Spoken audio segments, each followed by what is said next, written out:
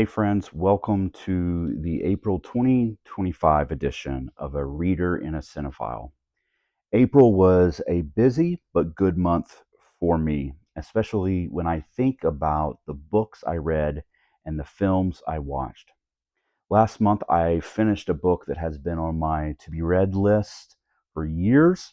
I also watched 13 films last month, one of which I almost awarded 5 stars. Almost. So let's dive into my recommendations for the month. Despite misguided challenges to diversity, equity, and inclusion at the federal level, like countless others, I am still committed to doing the necessary work of educating myself, listening intently, being of service, and making some good trouble. A major part of this profound journey for me over the last few years has centered on reading books, articles, and firsthand accounts focused on a myriad of systems meant to divide us. I would argue that diversity is one of our country's greatest assets. And unless we demolish systems that keep people held into place, we will never fully realize our potential.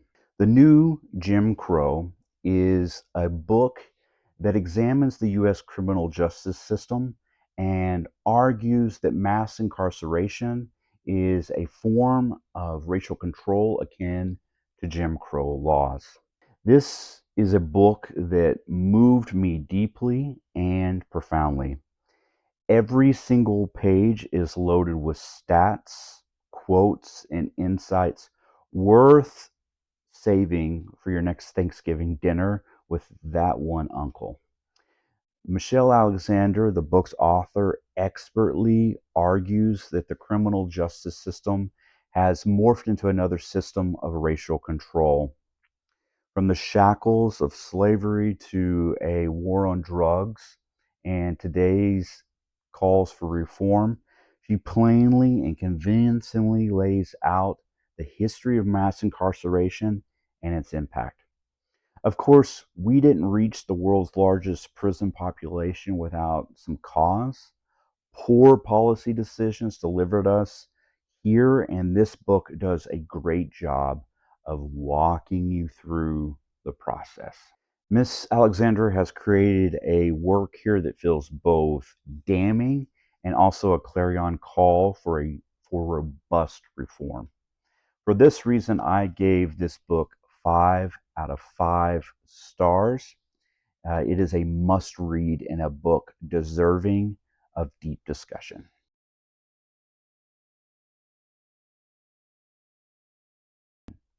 For my April film recommendation, I am recommending the last film I watched for the month.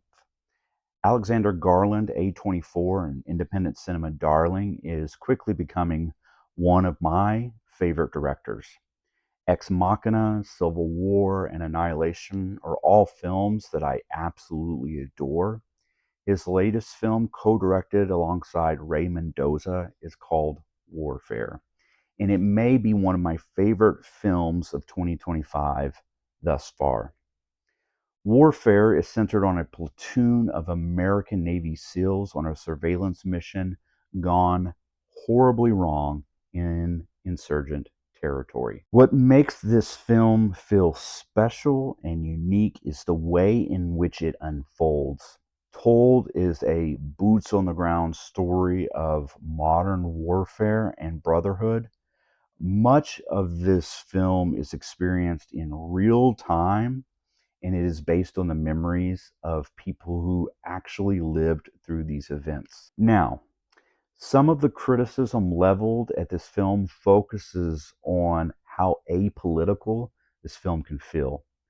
The same complaint was made against Garland's last film, Civil War. The war in Iraq was not a popular war, and it may go down in history as one of the United States' great foreign policy blunders. This film pays no attention to the events that led us into war, nor does it pay any attention to the impact of those decisions. Like the film Black Hawk Down, this film is attempting to tell a very narrow story of a group of SEALs attempting to survive.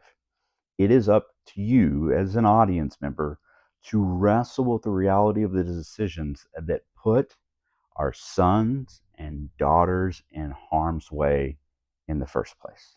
I, for one, believe the war in Iraq was unjustified. I think we were lied to, and the military men and women like my brother, who answered the call of duty, should have never been there in the first place.